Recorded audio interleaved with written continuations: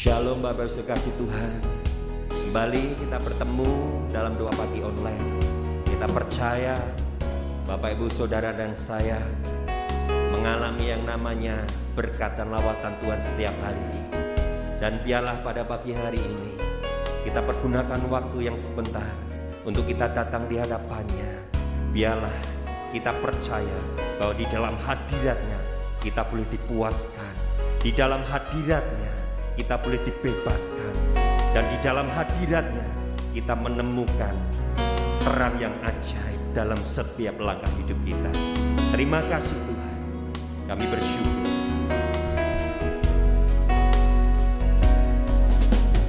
Di hadirat-Mu aku buat, di hadirat-Mu aku bebas.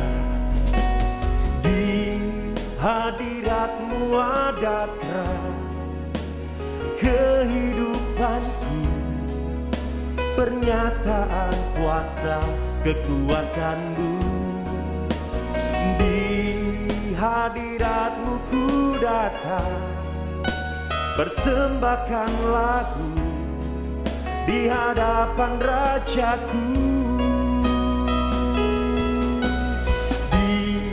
Hadirat-Mu ada terang kehidupanku, pernyataan kuasa kekuatan-Mu. Di hadirat-Mu ku datang, persembahkan lagu di hadapan Rajaku. Mari lebih sungguh lagi pujikan lagu ini.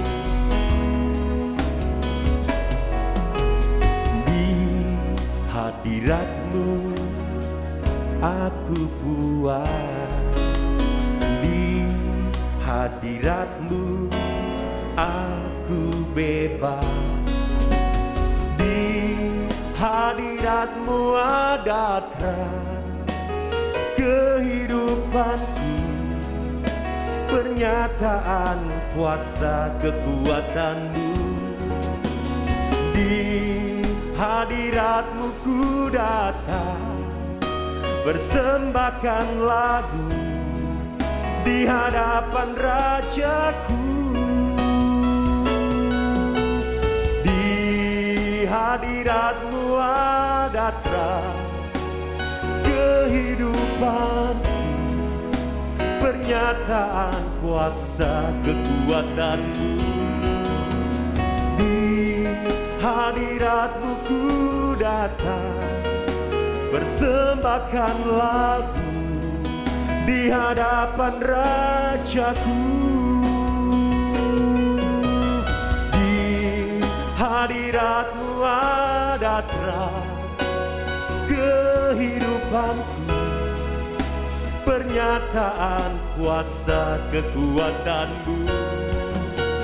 Di hadirat-Mu ku datang, persembahkan lagu di hadapan Rajaku.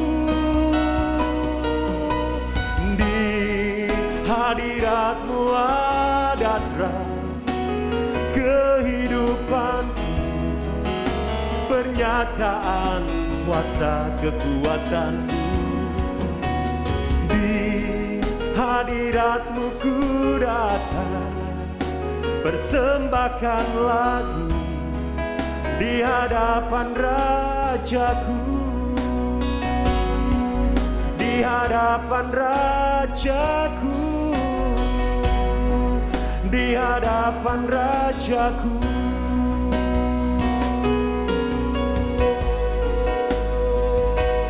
Kami dipuaskan, kami dibebaskan dalam hadirat-Mu. Kami bersyukur Tuhan buat hadirat-Mu, buat lawatan-Mu. Lebih lagi bawa kami masuk dalam hadirat-Mu Tuhan.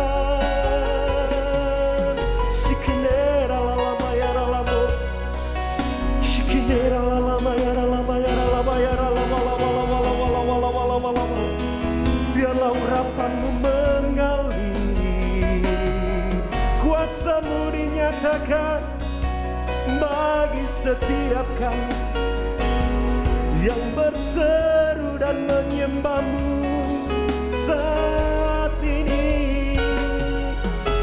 Haleluya, sikenera lalamo, sikenera lalamo, penuhi lebih lagi, jamah lebih lagi, sikenera lalamo. Terima kasih Tuhan buat hadirat-Mu saat ini. Kalau kami boleh dipuaskan, kalau kami boleh dibebaskan, dan di dalam hadirat-Mu Tuhan senantiasa kami mendapatkan terang yang ajaib buat setiap langkah hidup kami saat ini. Terima kasih Tuhan, berkati dimanapun kami berada saat ini Tuhan. Apa yang menjadi pergumulan kami, Engkau Allah yang Maha Tahu, Allah yang tidak terbatas oleh ruang gerak dan waktu. Terima kasih Bapa, Allah Immanuel, Allah yang menyertai hidup saya dan Bapak Ibu Saudara dimanapun kita berada saat ini. Terima kasih, berkati kebenaran firman pada pagi hari ini. Kami percaya Tuhan, lewat kebenaran firman yang disampaikan, kami boleh semakin dikuatkan di dalam Engkau Tuhan. Terima kasih Tuhan, berkati kami untuk kami menapaki pagi ini bersama dengan Engkau. Kami percaya kemenangan, keberhasilan selalu mengikuti dan menyertai dalam setiap langkah kehidupan kami. Hanya di dalam nama Yesus kami berdoa dan kami mengucap syukur. Haleluya, amin. Shalom Bapak Ibu dan saudara-saudara yang dikasihi Tuhan. Hari ini hari baru, berkat baru dan penyertaan Tuhan luar biasa. Dan kita mendapatkan kasih karunia-Nya dengan kehidupan yang sangat-sangat bahagia. Bapak Ibu, mari kita bersama-sama akan dengarkan firman Tuhan, melandasi segala pekerjaan kita, bahwa Tuhan sanggup membuat mujizat di tengah kesesakan. Tuhan sanggup membuat mujizat di tengah kesesakan. Mari kita akan baca dari kitab Keluaran 15 ayat 22 sampai 27 akan saya bacakan kepada Bapak Ibu dan saudara-saudara sekalian. Judul perikop ini adalah di Mara dan di Elim.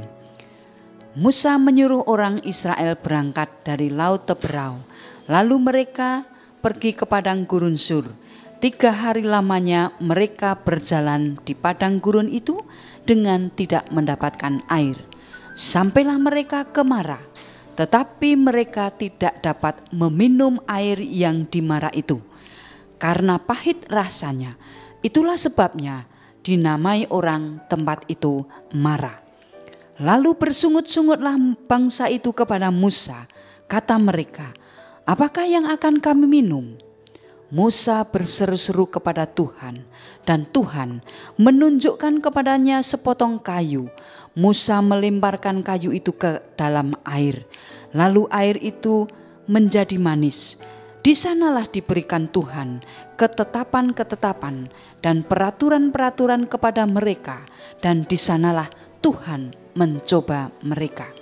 Firman-Nya, "Jika kamu sungguh-sungguh mendengarkan suara Tuhan Allahmu dan melakukan apa yang benar di matanya dan memasang telingamu kepada perintah-perintahnya dan tetap mengikuti segala ketetapannya, maka aku tidak akan menimpakan kepadamu penyakit manapun yang telah kutimpakan kepada orang Mesir, sebab aku Tuhanlah yang menyembuhkan engkau." Sesudah itu sampailah mereka di Elim. Di sana ada 12 mata air dan 70 pohon kurma. Lalu berkemahlah mereka di sana di tepi air itu. Nah, Bapak Ibu dan saudara-saudara yang dikasihi Tuhan, kisah ini adalah kisah di mana keluarnya bangsa Israel setelah lepas dari Laut Teberau, di mana mereka 3 hari berjalan tanpa mendapatkan air. Masalah ini juga sering kita hadapi di dalam perjalanan kekristenan kita. Tidak selamanya berjalan dengan mulus, tidak selamanya jalan itu rata, tanpa pencobaan, tanpa masalah, tanpa ujian dan tantangan. Ada kalanya kita harus melewati hal-hal yang tidak menyenangkan. Mungkin ada batu, ada kerikil, ada jalan yang menanjak ataupun jalan yang curam. Tetapi satu hal, Tuhan mengajarkan semuanya itu kepada kita untuk tetap mempercayai. Karena apa? Tuhan tidak pernah meninggalkan. Sama halnya ketika bangsa Israel berjalan lepas dari Laut Teberau menuju perjalanan ke tanah Kanaan. 3 hari lamanya mereka tidak mendapatkan air. Bayangkan Bapak Ibu, bagaimana mereka merasa tidak enak ketika mereka mendapatkan air, rasanya pahit seperti empedu. Mereka merasakan kesukaran dan mereka juga merasakan hal-hal yang membuat mereka menggerutu. Mereka mengatakan kepada Musa, lebih baik kembali ke negeri Mesir. Nah, pencobaan-pencobaan itu Tuhan berikan. Pencobaan-pencobaan itu Tuhan berikan untuk membuat bangsa itu atau hidup kita mengerti akan rencana Tuhan. Karena apa? Musa dihadapkan permasalahan yang seperti itu tidak menyerah. Musa tidak lari. Musa tidak menghindar. Mereka akhirnya melalui Musa mendapatkan satu petunjuk Tuhan dengan sepotong kayu yang dilemparkan. Berubahlah air pahit itu menjadi manis. Nah, Bapak Ibu dan saudara-saudara yang dikasihi Tuhan, pencobaan-pencobaan yang kamu alami ialah pencobaan-pencobaan biasa yang tidak melebihi kekuatan manusia. Sebab Allah setia, karena itu Ia tidak akan membiarkan kamu dicobai melampaui kekuatanmu. Pada waktu kamu dicobai, Ia akan memberikan kepadamu jalan keluar sehingga kamu dapat menanggungnya. Di dalam 1 Korintus 10 ayat 13. Nah, mereka sampai di Mara tetapi tidak bisa meminum air. Tuhan mengizinkan untuk merasakan bagaimana pahitnya. Tetapi ketika mereka menggerutu marah, Musa tidak lari. Dia tetap berseru kepada Tuhan dan Tuhan berikan yang namanya mujizat. Mujizat di dalam kehidupan yang sudah terhimpit, merasakan kesesakan, merasakan pahitnya, bagaimana tidak mendapatkan air. Tantangan-tantangan mereka itu merupakan depresi mereka. Tuhan tetap menyertai. Nah, Bapak Ibu dan saudara-saudara yang dikasihi Tuhan, memang kita juga diberikan masalah-masalah itu boleh ada di dalam kehidupan kita. Tetapi ingat, jikalau kita lari, kita tidak akan mendapatkan sebuah solusi. Mari kita lihat Musa. Dia tidak lari akan keadaan itu. Dia berseru kepada Tuhan dan Tuhan memberikan jalan keluar. Maka akhirnya mujizat itu terjadi. Sebagai orang percaya, kita harus berani menghadapi setiap tantangan kehidupan ini. Seperti halnya Musa, berani mengambil sikap untuk berseru, berdoa, meminta petunjuk, meminta pertolongan dan meminta jalan keluar. Berseru kepadaku, maka aku akan menjawab engkau, akan memberitakan kepadamu hal-hal yang besar dan yang tidak terpahami, yakni hal-hal yang tidak kau ketahui. Nah, Bapak Ibu dan saudara-saudara yang dikasihi Tuhan, janganlah mundur, jangan menyerah kepada keadaan.